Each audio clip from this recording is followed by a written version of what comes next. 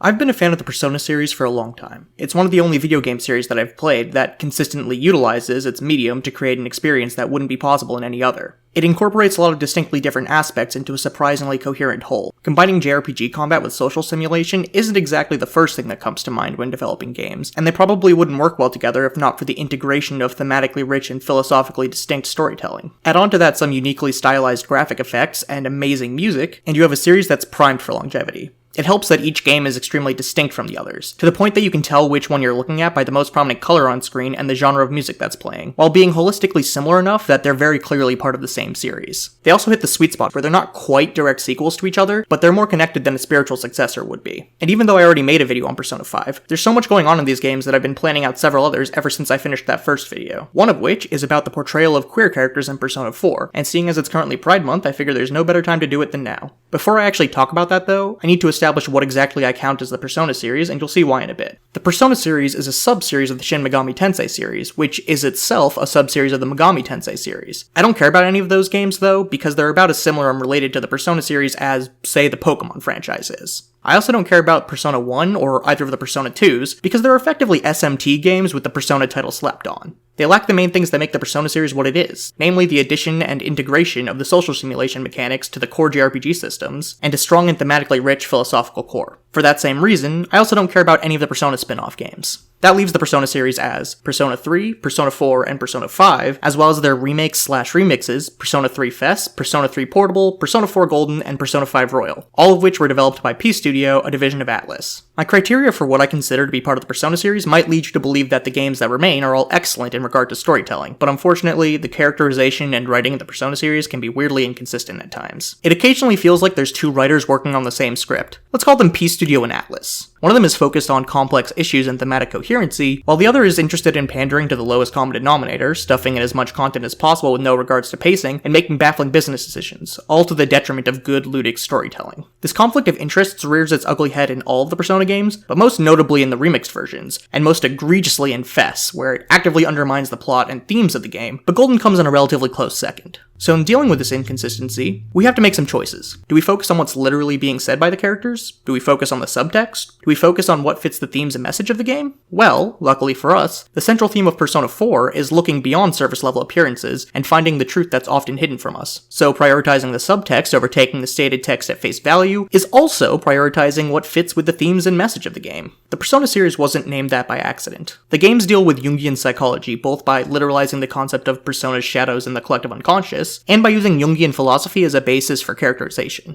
A Jungian shadow is the repressed part of a person's psyche, the aspects of themselves that they wish to hide, repress, or ignore, while a Jungian persona is the version of themselves that they present to society, the qualities that they emphasize. In Persona 4, the shadow of a person is a literal version of them that embodies the aspects of a Jungian shadow. If a character denies that their shadow is a part of them, the shadow goes berserk and attacks. Meanwhile, the persona is an expression of a character's willingness to accept their shadow as part of their personality, weaponizing their ability to be true to themselves by unabashedly flaunting the aspects of themselves that they once repressed. These personas take the forms of mythological creatures, legendary heroes, and characters from folktales, particularly ones that reflect the personality of the wielder. Shadows and personas manifest in the game's version of the collective unconscious, a world that functions as a secondary reality, one that exists because of a series of complicated and mostly irrelevant magical proxy wars between higher beings, and is affected by the thoughts, emotions, and interests of the general populace. Characters enter the collective unconscious, where they use their personas to fight shadows, drawing on the strength of their true self to cast powerful magical spells. The end goal of fighting in Persona 4 is to find the culprit behind a series of murders and attempted murders in the countryside town of Inaba, looking for the truth behind it all. Given that context, I'd like to focus on two characters specifically, Kanji and Naoto.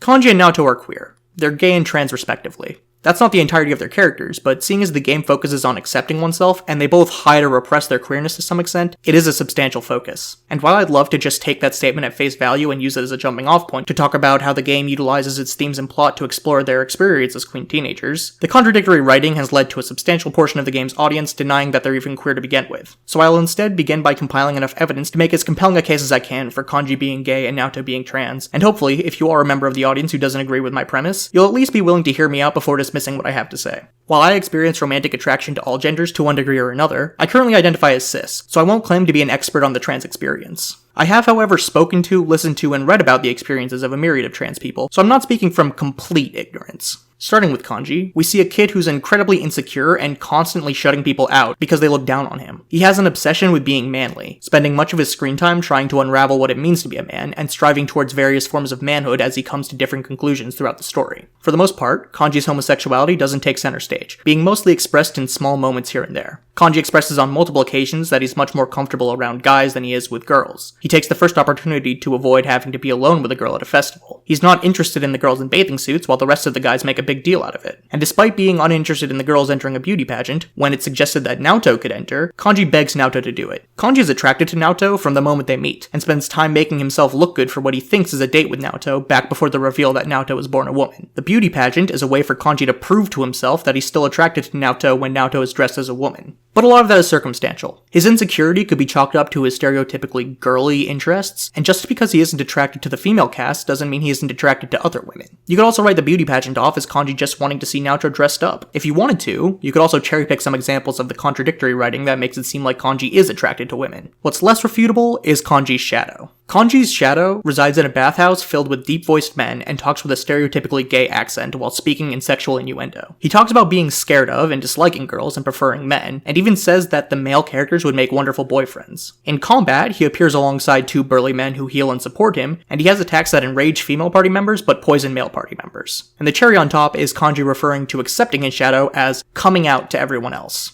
Now let's talk about Naoto. As you spend time with a character, getting to know them and helping them with their problems, their persona eventually transforms into another, typically related or similar character. This evolution represents the growth that the character has undergone during the time you two spent together. Naoto's initial persona, the one that he obtains after accepting his shadow, is Sukuna Hikona. Sukuna Hikona is a kami from the Shinto religion associated with healing, magic, and knowledge. Naoto's second persona, the one he gains after you spend time with him, is Yamato Takeru. Yamato Takeru was a prince in ancient Japan who adventured around the land and eventually became a legendary figure. And in Persona 4 Golden, if Naoto has already obtained Yamato Takeru, he gains a third persona near the end of the game, Yamato Sumeragi. Yamato Sumeragi effectively means Emperor of Japan. The most obvious thing to note from Naoto's personas is that they're all male. Out of every Persona user in the series, only 3 have personas that don't match their gender. The first is the female protagonist of Persona 3 Portable, who has the persona Orpheus. However, she was added in Portable as an alternative to the male protagonist from the original game, whose persona was also Orpheus. Additionally, the female protagonist's version of Orpheus has a feminine body shape and long hair compared to the male protagonist's version. The second is Ken Amata, also from Persona 3, whose initial persona is Nemesis. Ken's storyline is about revenge, and the majority of personas in Persona 3 are based on Greek myths, so Nemesis, as the Greek goddess of vengeance, makes thematic sense. Additionally, Nemesis is depicted as relatively genderless in Persona 3, and Ken's second persona, Kala Nemi, is male. Finally, we have Futaba Sakura from Persona 5, whose second persona is Prometheus. However, it's depicted as a floating ball with a female voice, and her first and third personas are Necronomicon and Al-Azif respectively, both referring to the magic book from Lovecraftian mythos. While each of these characters' personas are depicted as feminine, genderless, or a combination of the two, Naoto's personas all explicitly refer to men and are depicted as masculine. Taking into account the context of both the Jungian persona and the personas from the game series, Naoto sees himself as, and presents himself to the world as, male.